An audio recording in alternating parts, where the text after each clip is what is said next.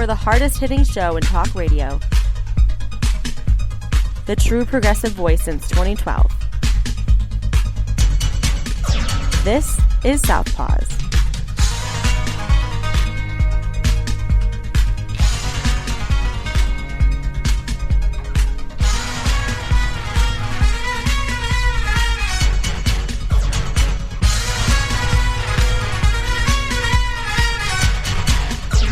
And welcome to Southpaws on the Pacifica Radio Network. We are the leaders of the revolution. I'm Darren Gibson, your co-host. And I'm joining Darren today. My name is Jack Prince. Hey, Jack, how are things going? It's been a crazy last few weeks, hasn't it? Oh, wow. Yeah. Action-packed. Yes, it is. This is probably going to be one of the most important episodes of Southpaws we have ever done. We're going to talk about the Supreme Court and their decision in the United States of America versus Donald Trump. So apparently now presidents can do whatever they want to as long as it's part of their official duties. Yeah, you know, I saw your post, Darren, just last week about one of the main motives and reasons to fight the Revolutionary War, and also why Americans came here and escaped Europe.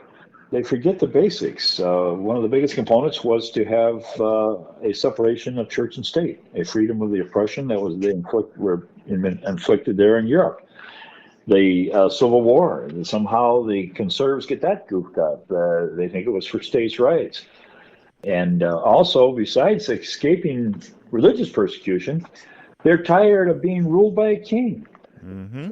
We're going back on each of these accomplishments. You know, I read a post a Marine made about the friends he lost in World War II, fighting for the very things that are slipping through our fingers now.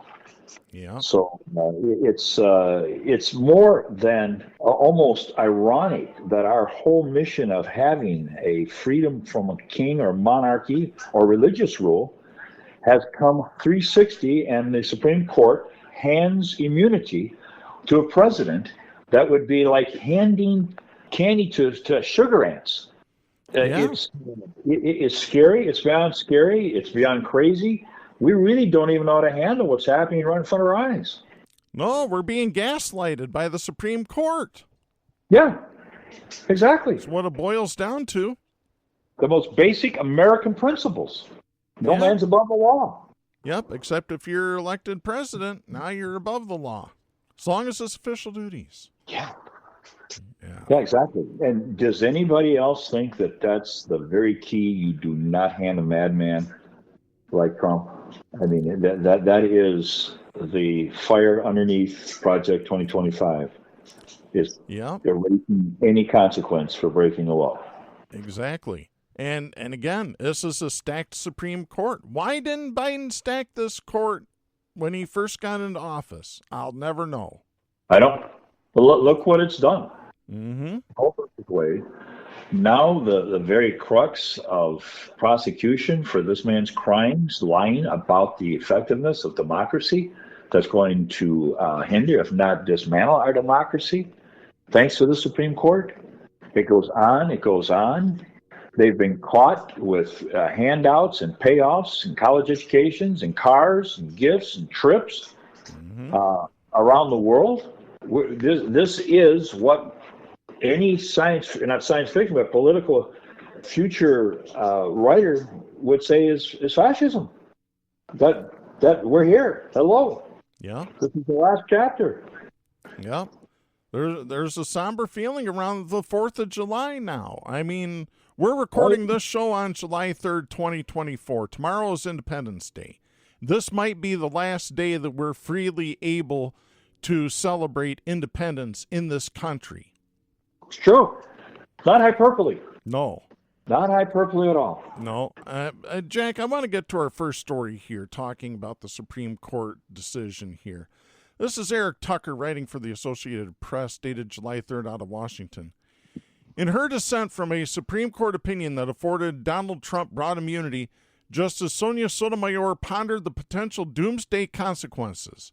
A president could pocket a bribe for a pardon, stage a military coup to retain power, order the killing of a rival by the Navy's SEAL Team 6, and be protected from prosecution for all of it. Yeah. I actually had somebody say, well, Trump wouldn't get prosecuted, but SEAL Team 6 would. Which, when you think about it, yeah, they can't say they were following orders because that didn't work in Nuremberg. Well, that is Trump's legacy. How many people, including the fat little guy Cannon, or Bannon, or his name is, it's in prison now, have paid the price for his decisions and his lies, his crimes. There's a long trail of these people, and so, yeah, SEAL 6, or whatever they call that. Yeah. That group. That would be appropriate if they paid for any order he made. That's how it works. Well, now Trump could just pardon them. Just freely pardon them. Oh, they did nothing wrong. You're reinstated. Yeah, well, this ruling already has all the idiots sitting in jail that beat people with flags and strangle people in doorways. Yeah. They're calling her honey, saying, "Hey, I'll be out by midsummer here. Don't worry about it." Yep. Let me continue the story here. The scenarios may sound part of an apocalyptic future. Well, because they are. But the plain reality of the 6-3 opinion is that it ensures presidents have a wide berth to carry out official acts without fear of being criminally charged, and it could embolden Trump, who was impeached twice and faced 4 separate prosecutions over the last year and a half as he eyes a return to the White House. The outcome is significant because Trump, the presumptive Republican nominee, has been public about wanting to pursue the same boundary-obliterating conduct that defined his 4 years in office, spawned criminal and congressional investigations, and raised novel questions about the scope of presidential immunity that were resolved largely in his favor in Monday's landmark opinion. Princeton University professor Julian Salazar, who studies political history, said, quote, "Over the long term, I think it will broaden what presidents are willing to do because they will see that there's a gray zone that the Supreme Court laid out," end of quote. The effect of the opinion, he said, will be to, quote, "broaden the scope of what's going to be permissible," end of quote, and give presidents sufficient cover for acts that may veer into criminality. The opinion, authored by Chief Justice John Roberts, did not dismiss the case charging Trump with plotting to overturn the 2020 presidential race as Trump had desired, and it left intact the long-established principle that there's no immunity for purely personal acts. But it significantly narrowed the case by finding that presidents enjoy absolute immunity for their core constitutional duties and are entitled to the presumption of immunity for other official acts. Wow. Wow, that's right. Yeah. It's the combination of these things. It's the push for fascism, the stated goal to end democracy in America, the list of not victims, but people that Trump has identified that he's going to seek retribution for. All of this is coming together like a perfect storm. And it looks like a nice day out. The sun is shining. There will be some fireworks tomorrow. Everything looks American. But it's melting. The foundation of our country, of justice, of legitimacy in elections, the entire framework of what we believed all of our life, Darren, is being chopped at every day. Yeah. Cornell University law professor Michael Dorff had this to say, quote, "This is a full-throated endorsement of the unitary executive theory," end of quote, in a dramatic way. Unitary executive theory is the theory that the U.S. Constitution gives the president expansive control over the government's executive branch. Which, why did we put in Congress and the Supreme Court and the court system to begin with in the Constitution if we're going to elect a king? 10th grade history class, right? Yeah. The three branches of power that allow disallow any takeover of any one branch. The triad, it is the basis of keeping fascism, which the world had seen back when our forefathers wrote this Constitution. They know how it worked. They'd seen it in Europe, and now the king, the throne, get it the hell out, dust it off. Yeah. Put Trump. The right-wing MAGA people really believe that things are so messed up, which is based on just layers of lies. Yeah, that absolutely. You need a strong man. This is the same recipe that took place in Germany in the 30s. All of the lies, and there's always the groups, whether it was the Jewish people then or now it's the Mexicans, et cetera, that are to blame. It's the libs, it's the atheists that are blamed for our demise. And we need a guy that doesn't have to be bogged down with questions, with things like parliamentary procedure, with hearings. No, we don't need all that. Trump is absolutely correct. Give him the reins. It's a nightmare. You shake your head. You think, no, this can't happen. How could this happen so fast? It didn't. It's been happening over a period of years. It's just now they've stacked the court to where they can get anything they want pushed through, the conservatives. Yeah. Oh, yeah, I know. Yeah. I was arguing with a woman the other day. Said, oh, well, hey, if Hillary had been elected, this wouldn't have happened if Trump had been defeated by Hillary. I said, well, you know what? That's true, but don't start there. Why don't you go back to when Reagan lied about the hostages, held them up on purpose so he'd be elected? How about George Bush that went to a conservative Supreme Court? We can go all the way back to Nixon when he was caught on tape trying to mess up.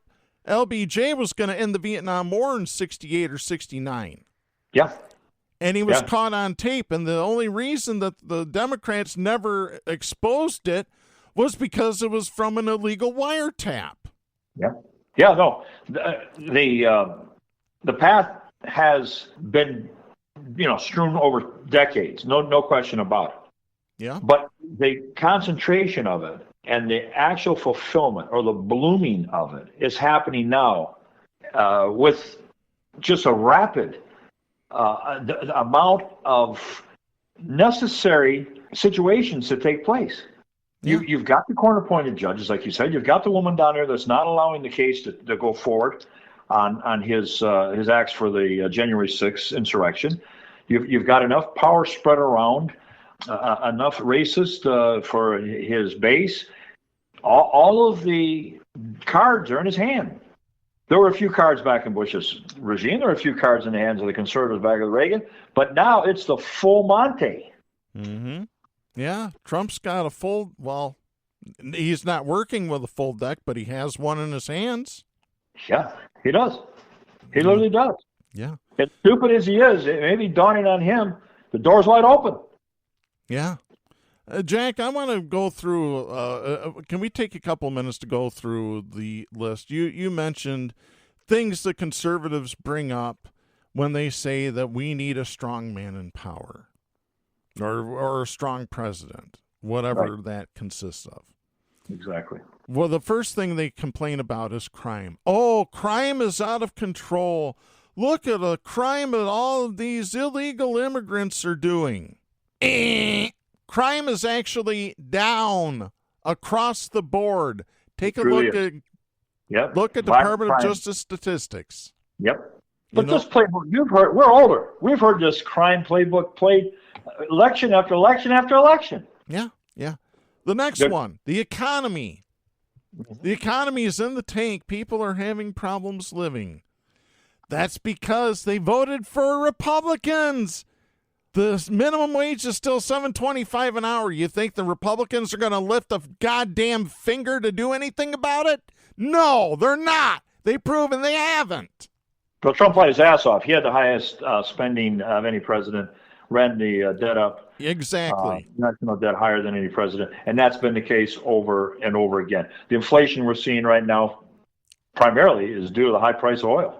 Everything stems off of that. And the reason we're having high price of oil is the damn Saudi Arabians are in Trump's pocket. Again, another card in his hand. Yep. There's three things about the oil prices. Number one, like you said, it's the Saudi Arabians. They're in the pockets of the conservatives, especially Donald John Trump, right, where they're cutting back production. Number one. Number two, you have speculation on the daytime markets for oil prices, which you didn't have 30 years ago, 40 years ago. Yep. Didn't exist. And three, it's not inflation. What are the words? Corporate greed. Yeah. That's why your groceries are so expensive. That's why gas is so expensive. It has not a damn thing to do about inflation. It all has to do with corporate greed and stockholders lining their pockets full of your money. Runaway profits. And people have no memory of Bernie Sanders talking about the unchecked runaway profits of the corporations. They don't even use that term any longer. It's not a possibility for the impact on the economy. Corporations, that has nothing to do with it in the politicians' eyes. And I'm going to say there's Democrats that are refusing to admit the obvious as well. Their ideals are miles ahead of the Republicans, but there's money in it to turn their eyes away from the runaway medical costs, the absolute crime of medical costs in this country, which, I have to say, Biden lowered the price of insulin. He lowered the price for the middle class and so forth, but it's too late, too little, too late. Yeah. And we are looking at the border, the inflation, and the number one cry is the so-called crime. They put that together, and a MAGA brain, that's all it needs. Facts go out the window. History goes out the window. Oh, my God, look at the price of a loaf of bread.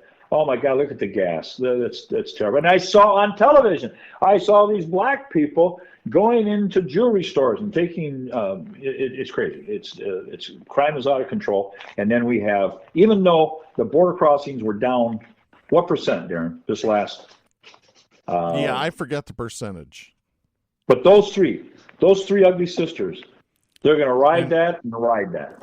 Yeah, and let's just add, regards to the border here, that it was Donald Trump that shot down a bipartisan deal to regulate the border, the southern border with Mexico. That's right.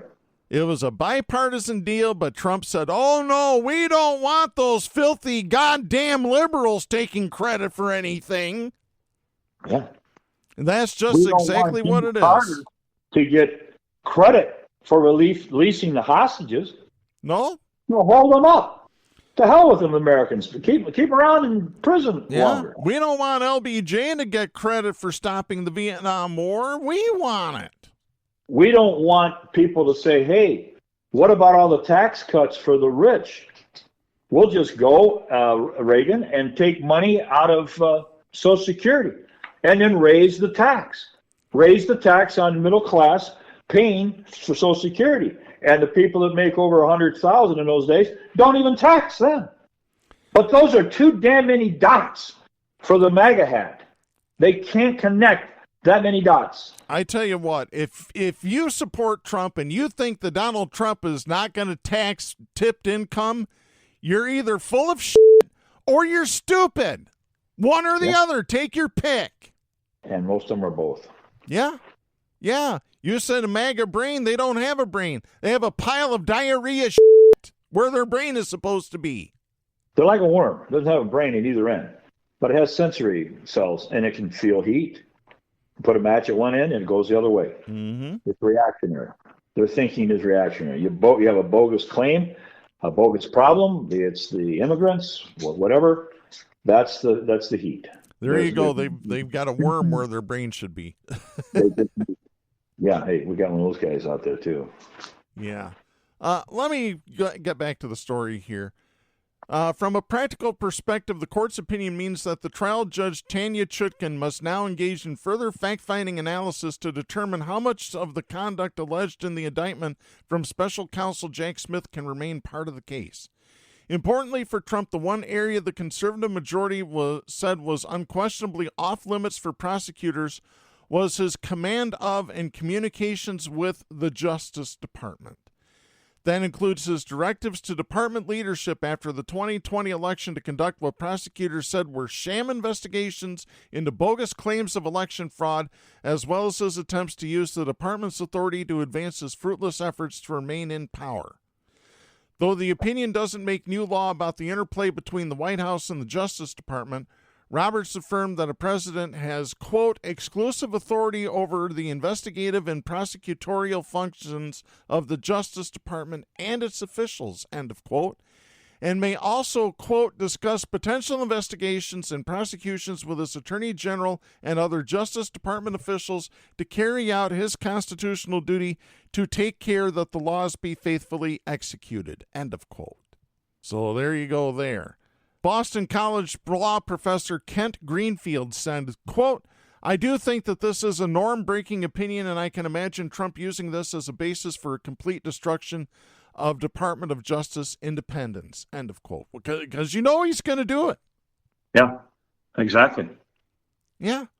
That position from the nation's highest court is welcome news for Trump, particularly as he and his allies have suggested wanting to use the power of the presidency, including presumably the investigative authority of the Justice Department, to pursue retribution against political enemies. After his May conviction in his New York hush money case, Trump suggested he might try to retaliate against Hillary Clinton, his 2016 opponent, if he returns to the White House. Here's what he said on an interview on Newsmax, which isn't news, it's opinion. Quote, wouldn't it be terrible to throw the president's wife and the former Secretary of State? Think of it. Former Secretary of State, but the president's wife into jail? Wouldn't that be a terrible thing? But they want to do it. It's a terrible, terrible path that they're leading us to, and it's very possible that it's going to happen to them. End of quote. You know what we always say on this show? When you make an accusation, it's actually an admission of guilt.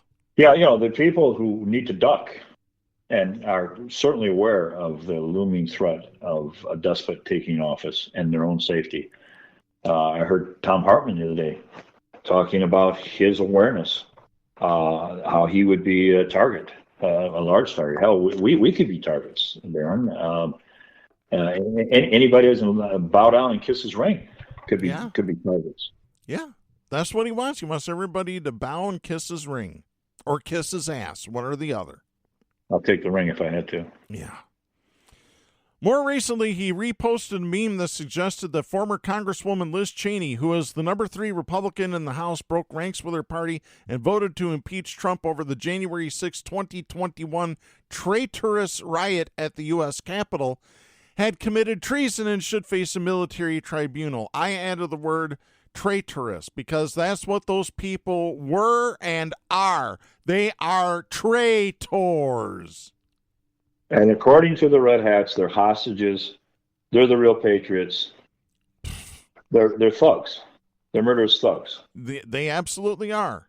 And then you can rely on the debate that Pelosi didn't send the troops in. Absolutely. You could argue that the sun rises in the west. Easier. It's empirical proof that Pelosi had nothing to do with that. And they drink that crap out of his mouth. They love it. They suck it down. Yeah. Yeah. If he fed them grape Kool-Aid, they'd come back for seconds, even though it was poisoned. Yeah. They're in a cult. They're worse than Jim Jones. They're worse than the Jim Jones cult. Yeah. Yeah. Yeah, their hysteria and they're just their craziness feeds off each other, and it's out of control. Yeah. Let me continue here. The posts and comments raised concerns given how Trump's interactions with the FBI and Justice Department as president shattered long-standing norms and became central to Special Counsel Robert Mueller's investigation into whether he had obstructed an inquiry into potential Russia coordination with his 2016 presidential campaign, which, by the way, has been proven. Trump urged his then FBI Director James Comey to end an investigation into a close ally and fired him weeks later, berated his hand-picked Attorney General Jeff Sessions for having recused himself from the Russia investigation, and also sought the termination of Mueller. In his report, Mueller did not reach a determination as to whether Trump had illegally obstructed the investigation, declining to make a conclusion in part because of a Justice Department legal opinion that says sitting presidents cannot be indicted. But he did say that presidents were not categorically and permanently immunized for obstructing justice by using their presidential power. To be sure, there are safeguards still in place that could prevent most presidents from testing the limits of criminal immunity. The threat of impeachment by Congress remains. Trump was impeached over a call with Ukraine's leader on January 6, but acquitted by the Senate, as do the practices, protocols, and norms that govern Washington bureaucracy. Roberts, for one, sought in his majority opinion to downplay the impact, saying Sotomayor was striking, quote, a tone of chilling doom that is wholly disproportionate to what the court actually does today, end of quote. No, she's telling the truth. Roberts is downplaying what him and his conservative allies just did for Trump. Yeah. Let me continue. Yeah. But even if the scope of presidential power is not directly expanded by the opinion, there's no question the ruling could benefit any future president determined to abuse those powers. Zelizer said, quote, not every president will take advantage, but the lesson I think of Donald Trump is one might. Or the lesson of Richard Nixon is one might, and the one mights are the lessons that you're looking for, end of quote. So, well, there's not a sane American who thinks that Trump won't play it to the max. We're talking retribution, we're talking into Medicare, we're talking, Project 2025, and then worse. There's no doubt about it. You can guarantee it. Yeah, we keep talking on the show about Project 2025. You folks need to look it up. Don't take it from us. You need to look it up. Do your research. Because what it is, it's damn bone-chilling is what it is. It really is. Yeah. Matter of fact, since we're talking about it, I want to get to this next story here. This is Allie Swenson writing for the Associated Press. This is dated July 3rd out of New York City. Have you heard this yet? Listen to this, Jack. The leader of a conservative think tank orchestrating plans for a massive overhaul of the federal government in the event of a Republican presidential win said that the country is in the midst of a second American revolution that will be bloodless, quote, if the left allows it to be, end of quote. Can you believe this bullshit? Again, you have to check the lie of the day. I'm still recovering from Oklahoma passing a law by the governor that requires every public school teacher to incorporate Bible teaching in their lesson plan. Now, I'm not talking about a religious class during the day. They're talking about every class. Math. So the Lord has 6 loaves of bread minus 3 fish. How many sandwiches are left? But, it's that kind of incorporation. It's incredible. It is. It's nuts. I actually let's save Oklahoma for a little bit here. Sure. Let's get back to this story. Heritage Foundation President Kevin Roberts made the comments Tuesday on Steve Bannon's War Room podcast, adding that Republicans are, quote, in the process of taking this country back, end of quote. I'd like to know who they're taking it back from. They never tell us that. And they never tell you what back is. Is it back to the Dark Ages? Yeah, that's about what it is. They want to go back to at least the 19th century. Yeah. Yeah.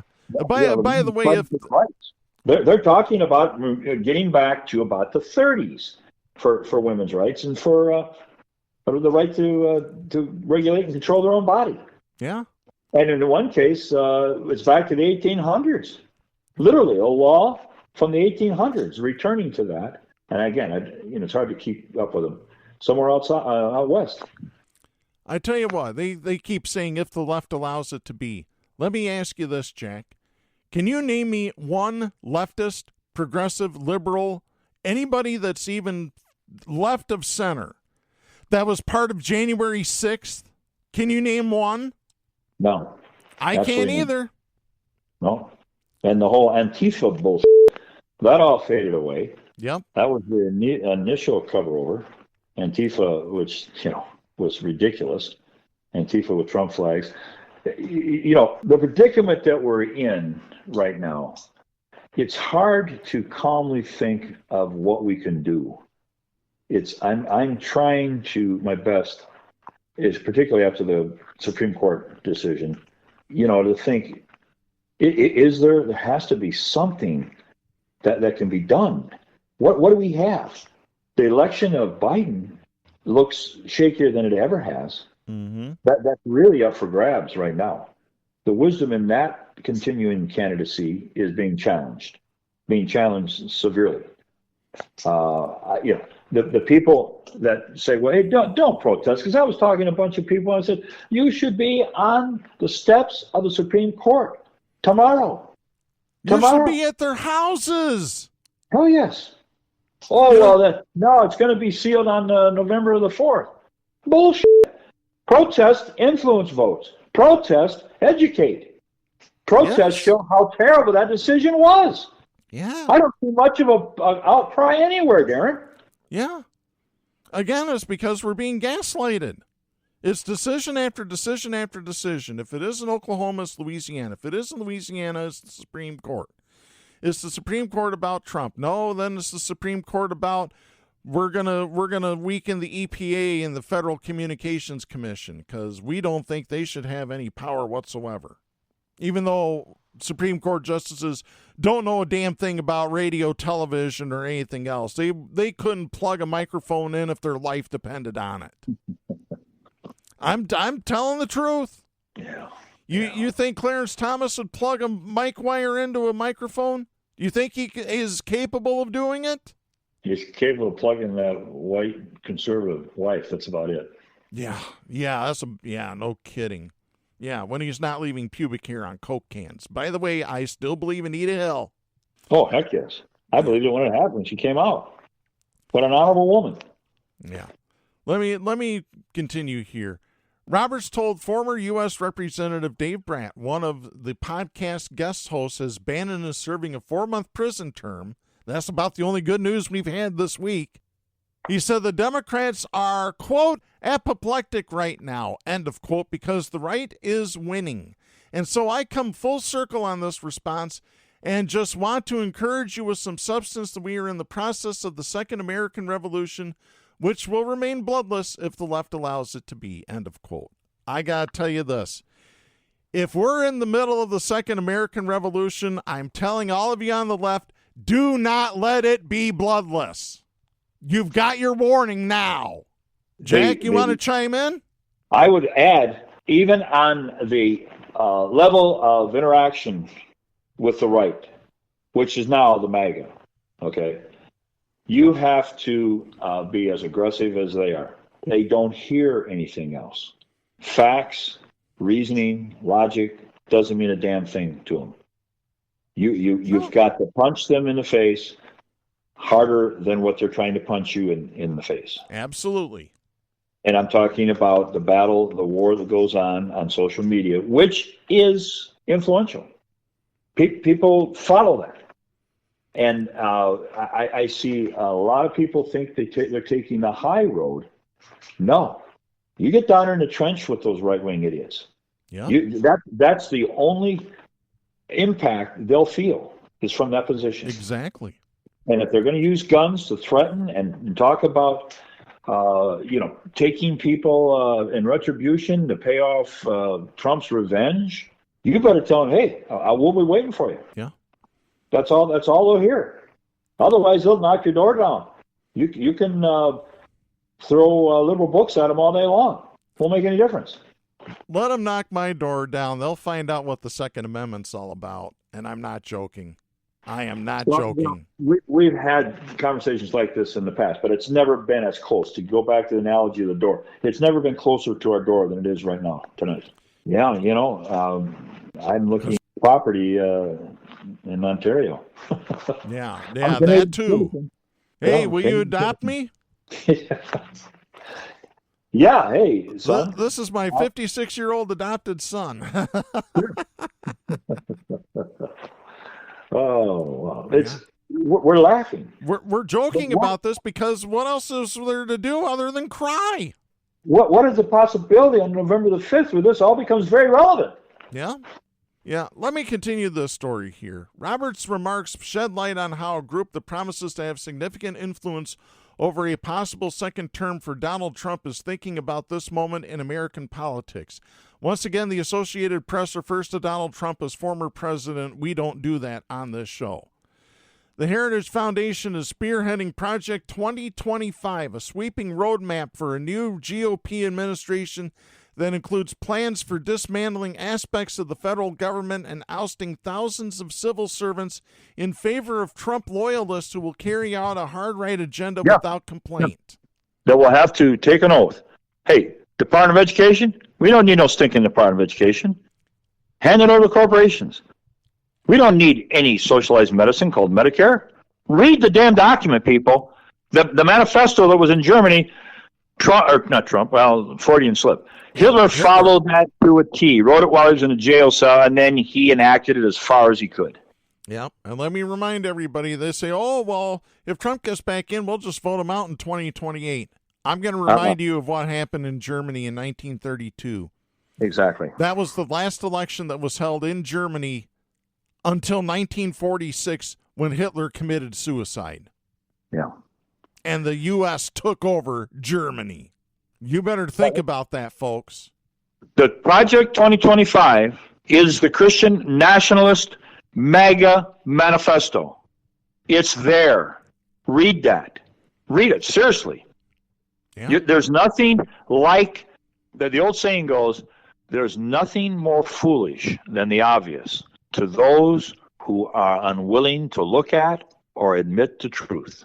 Mm-hmm. And that would be the most gigantic I told you so that ever took place.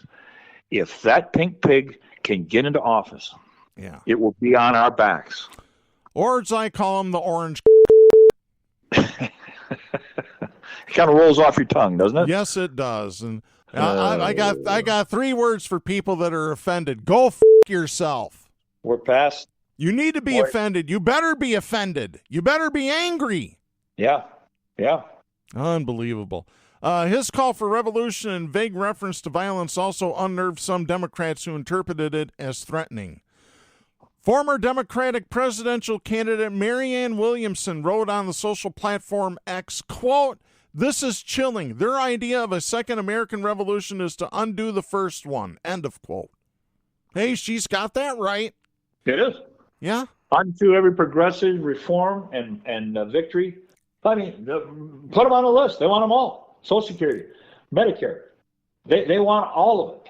Yeah. They've already taken care of appropriations and the school giving room for minorities and underprivileged minorities. That's gone.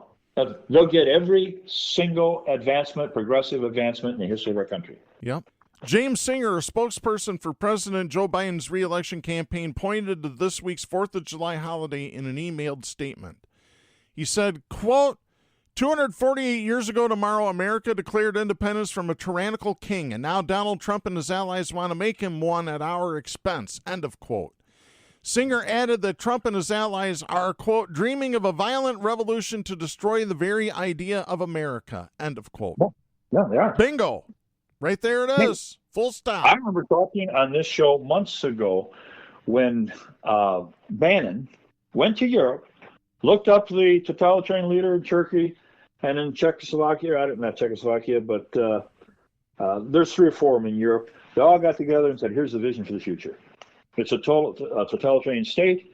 It's no more a heavy and burden and cumbersome democracy. And now I hear the low IQ red hats talking about, democracy ain't no good. Democracy, that's how we got here. Democracy lets them damn minorities have too many rights. That's why you got all these problems. They've actually got these people turned against the term democracy. Mm-hmm. That's chill. Yeah. Roberts, whose name Bannon recently floated to the New York Times as a potential chief of staff option for Trump, that's scary as hell. Yeah. Also said on the podcast that Republicans should be encouraged by the Supreme Court's recent immunity decision. He said Monday's decision, which gives presidents broad immunity from prosecution, is vital to ensure president won't have to, quote, second guess, triple guess every decision they're making in their official capacity, end of quote. In an emailed statement on Wednesday, Roberts reiterated his comments from the podcast, saying Americans, quote, are in the process of carrying out the Second American Revolution to take power back from the elites and despotic bureaucrats. These patriots are committed to peaceful revolution at the ballot box. Unfortunately, it's the left that has a long history of violence, so it's up to them to allow a peaceful transfer of power. End of quote. Bullshit! Bull-f***ing shit! It's the right that has a very long history of violence, not only in this country, but around the world. Yeah. You saw what just took place in France, didn't you? Yeah. Yeah. And that's not part of the orchestration. And that's happening all across Europe. Yeah, all across the world. Yeah. There is a movement by the fascists to organize. They've been doing this. As I said, I pointed it out months ago on the station. He bragged about it. And he wrote down what it was that he told these people they need to do. And in France, they're doing it. It's the same cookbook that Trump uses. They're all against all the immigrants coming in. It's their fault. It's Hitler 102. And there's no historical balance or understanding because the damn education system repudiates sound history. You're not going to formulate a correct opinion or perspective because you got a screwed up history if you have any history. Yeah. Roberts pointed to the left-wing riots after the killing of George Floyd by police in 2020, some of which erupted into crime, vandalism, and violence. Let me ask you this, Jack. With the killing of George Floyd and the riots that happened, can you name one conservative that was injured or hurt in it, in any of the riots? Oh, they love that, and then they love to go to Seattle and talk about the riots. But the Black Lives Matter riots are their number one.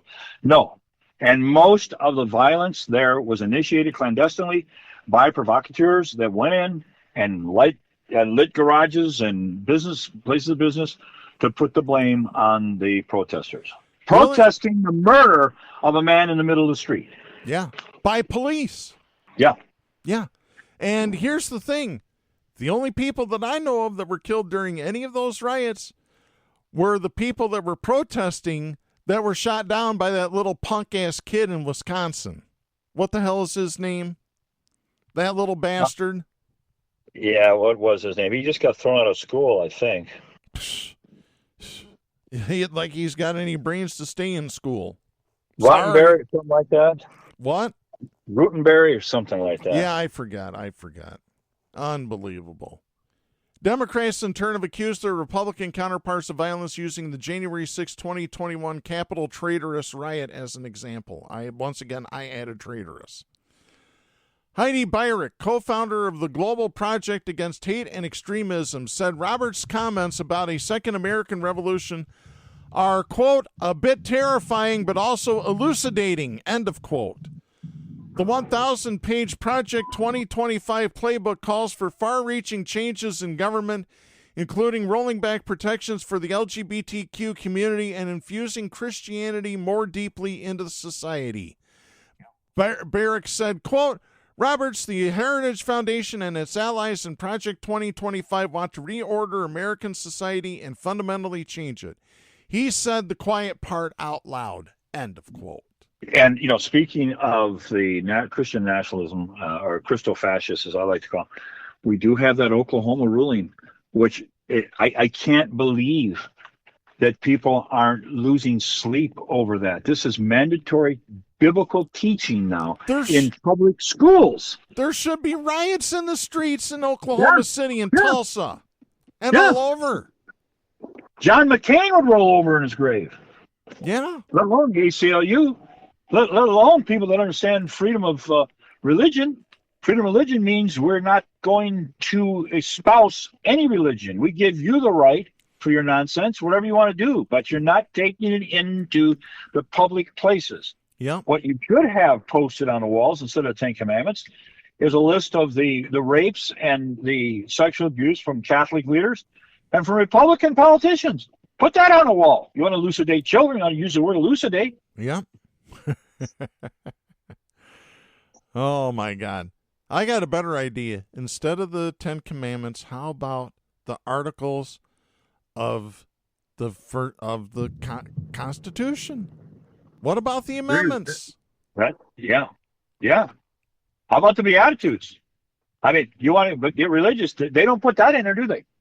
You don't see the Beatitudes that talk about helping the poor, having compassion and sympathy. That's not part of the Bible. No, but they also don't. But they also don't want to expose the little children to Leviticus either. Expose the little children to Leviticus. Oh, to the Bridget donkey, the woman lusted after donkey dicks. Yeah, right. Yeah, no, not even that. I'm talking about if you have a disobedient child, you should stone him to death. Right. Yeah, spare the rod, spoil the child. Yeah, exactly. Unbelievable. Yeah, this decision. Oh, they want to have Bible lessons. Let's have the Bible lesson about the guy got killed instantly because he ejaculated on the ground. Let's put that in there. Let's talk about the woman talking about lusting after men with, excuse the language, with genitals like donkeys. Yeah. Genitals like donkeys. Put that in there. Yeah. Put it in there where he sicked bears and ate up teenagers because they call the prophet Baldy. You want to teach Bible stories? Hey, I was a little teacher. Give me a crack at some of those. Yeah. I'd love to open the book on those. Yeah, exactly. You know, but they want a watered-down version of the Bible that only supports their conservative beliefs. That's all that it is. Yeah. That's all it'll ever be. Yeah, they like fire and brimstone. They like judgment, like wrath, like revenge. And God can give it to them. They get all that they need. I mean, you can cherry pick all the revenge you want out of the Bible. Yep. Justify any hard, right-wing hatred right from the Bible. They've been doing it for decades. Yeah. For centuries. Anything else you want to mention about Oklahoma, or do you have any other topics? Well, line in Oklahoma is when we're talking about cards being put into Trump's hands. Education now is coming around to the point where they truly believe such horseshit stories, Darren, as the cat litter box story, where teachers are supposedly telling their children, we have a litter box here in the classroom. If any of you children feel, or if you want to be a cat, maybe you want to be a plump and lesbian, whatever you want to be, we're here to groom that. And so we even have litter boxes. It's total horseshit, proven over and over again. Joe Rogan confessed on his show. You can Google it. That's right. The right-wing nut job said it was a made-up story. 3 Republican legislatures admitted that it was all made up. Made up. Uh-oh. Oh. Unfortunately, we lost Jack there, so I'm hoping, I just have tried to call him back several times, and he keeps going to voicemail. So I'm hoping that Jack calls me back here real quick, so we can continue the point that he was making about the stories about these litter boxes in the classroom, which I don't know how people can believe all this crap. Why do you believe this? Do you really just scoop it all up, pun intended, and just swallow it full? Hook, line, and sinker. Remember the old saying, hook, line, and sinker? That's what you conservatives are. Hook, line, and sinker. Let me just tell you. We'll go ahead and we'll continue the show without Jack right now. Sorry about the connection issues here. I want to get to this story since we've been talking about Joe Biden and his run for president. This is Youngmin Kim and Will Weissert writing for the Associated Press. This is dated July 3rd out of Washington. A defiant President Joe Biden vowed on Wednesday to keep running for re-election, rejecting growing pressure from Democrats to withdraw after a disastrous debate performance raised questions about his readiness. But in an ominous sign for the president, a leading ally publicly suggested a way that the party might choose someone else. In a call with staffers on his re-election campaign, according to a top aide who posted his comment on the X social media platform, Biden said, quote, "I am running. I am the leader of the Democratic Party. No one is pushing me out." End of quote.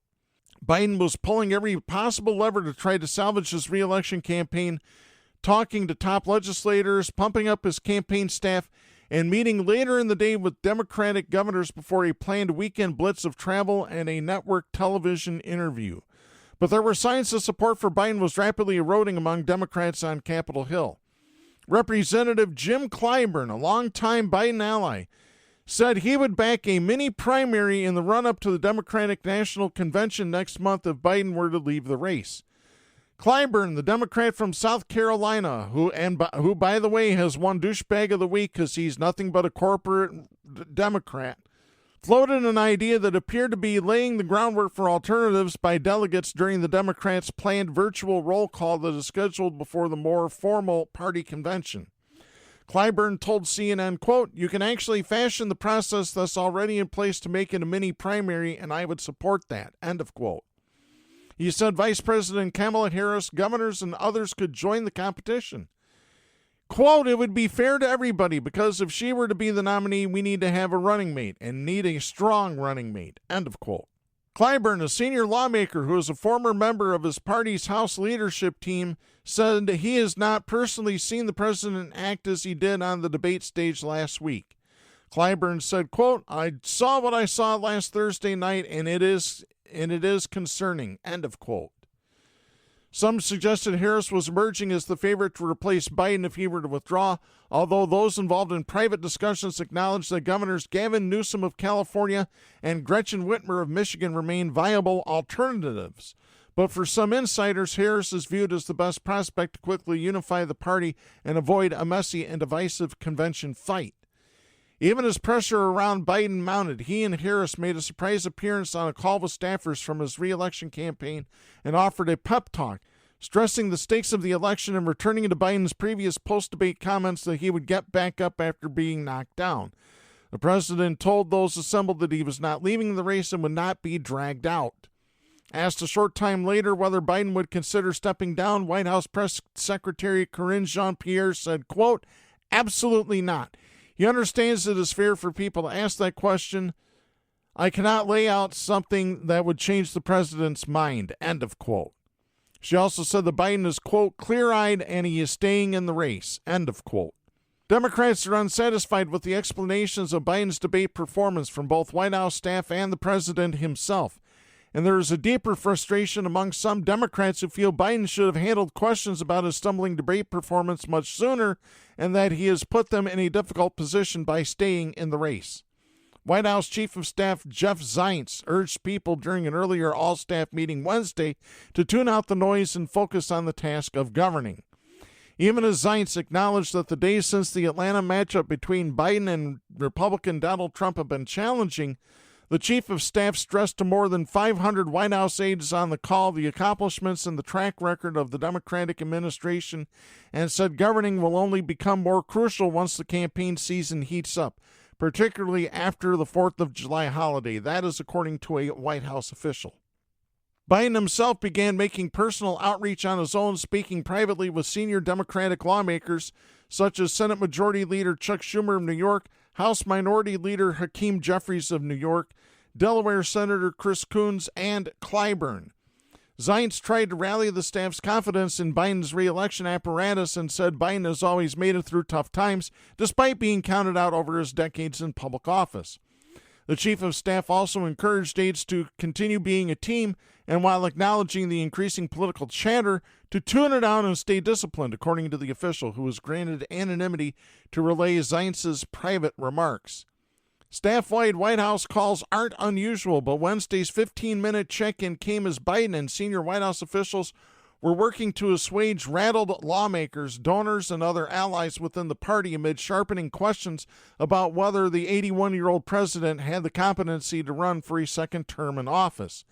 Biden and Harris also held one of their occasional lunches, and the president was planning on hosting an assortment of Democratic governors at the White House in the evening. Among the Democratic governors who were planning to attend in person included Tim Walz of Minnesota, who leads the Democratic Governors Association, J.B. Pritzker of Illinois, Maura Healey of Massachusetts, Daniel McKee of Rhode Island, Gretchen Whitmer of Michigan, Andy Beshear of Kentucky, Wes Moore of Maryland, and Gavin Newsom of California, according to their aides. North Carolina Governor Roy Cooper and New Jersey Governor Phil Murphy were planning on attending virtually. Since we're talking about Biden, let me get to our final story today. This is David Bowder writing for the Associated Press. This is dated July 1st out of New York City. If President Joe Biden successfully resists some extraordinary calls in the media to abandon his re-election effort following last week's debate, he may reflect on the moment that MSNBC's Mika Brzezinski looked into the camera Monday to begin a 15-minute essay of support. The Morning Joe co-host announced the screaming, mocking, and jeering headlines and editorials suggesting Biden leave the campaign following several halting, confused passages by the president during his CNN debate with Donald Trump. By the way, the technique that Trump used in the debate to throw Biden off is called a Gish Gallop. It's named after a guy named Gish, who was a creationist who would go on stage and quote-unquote debate evolutionists and would throw so much crap at them that they couldn't respond. So that's where the name comes from. The New York Times editorial board urged Biden's exit along with some of the newspaper's columnists. The Atlanta Journal-Constitution followed suit in a front-page editorial on Sunday. The New Yorker's editor David Remnick wrote that, quote, there is honor in recognizing the hard demands of the moment, end of quote. The Washington Post said it hoped Biden would spend the weekend soul-searching. Chris Whipple, author of The Fight of His Life Inside Joe Biden's White House, said, quote, it has been a collective nervous breakdown like nothing I've ever seen, end of quote. Nowhere perhaps were raw nerves exposed quite like they've been on Morning Joe, where co-host Brzezinski and her husband Joe Scarborough have been among Biden's most consistent supporters. With Biden reportedly a frequent viewer, there's often a sense that the show's guests are talking to the president, much like with Fox News and Fox and Friends when Trump was in office. Fox propaganda channel, by the way. They're not news. They've never been news. They were never meant to be news. A funereal Scarborough suggested Friday that Biden consider abandoning the campaign, saying that, quote, if he were CEO and he turned in a performance like that, would any Fortune 500 company keep him on, end of quote. It led to some awkward moments with his wife, like when Scarborough said she didn't have to raise her voice when she resisted criticism on Biden. Yet Scarborough was absent on Monday on a planned vacation, his wife and the network said, and Brzezinski opened the show on her own. She conceded that Biden's debate performance was terrible and blamed his staff for overworking him. Age brings wisdom, but the deleterious impacts need to be managed, she said. She listed how Biden had recovered from personal and political problems in the past. She said, quote, I still believe in Joe Biden. I've learned that counting him out is always a mistake, and doing that right now would be catastrophic for the country, end of quote. An occasional guest of the show, Mara Gay of the Times' editorial board, was on to defend her newspaper's stance, and Brzezinski took a swipe at those who concentrated more on Biden than Trump. She said, quote, I don't want to hear from editorial boards who have missed a massive story on the other side or have become inured to it, end of quote. The Times' editorial published Sunday called Biden, quote, the shadow of a great public servant. The newspaper added, quote, the greatest public service that Mr. Biden can now perform is to announce that he will not continue to run for re-election, end of quote. Times columnist Thomas Friedman wrote that watching the Biden-Trump debate made me weep. Colleague Lydia Polgreen wrote that a Democratic ticket led by Vice President Kamala Harris, quote, has a really pretty nice ring to it, end of quote. And Maureen Dowd, who has an extensive history covering Biden, headlined her column, The Ghastly versus the Ghostly. If Biden continued the race, he'd be guilty of a Trump-like self-interest, she wrote. Dowd wrote, quote, he has age-related issues and these only go in one direction, end of quote. Yet in another swing state, Pennsylvania, the Philadelphia Inquirer took another tack. Biden shouldn't be the presidential candidate dropping out, the newspaper said in an editorial over the weekend. The Inquirer wrote, quote, there was only one person at the debate who does not deserve to be running for president. The sooner Trump exits the stage, the better off the country will be. End of quote. Bravo. I totally agree with what the Philadelphia Inquirer wrote. And that's going to put the wraps on another edition of Southpaws. We'll be back next week. For Jack Prince, I'm Darren Gibson. Please support independent media, the First Amendment, and a woman's right to choose. The stations that carry Southpaws do not necessarily share the opinions expressed on the show. Southpaws is protected by the First Amendment to the U.S. Constitution and is copyrighted by Big D Entertainment. All rights reserved.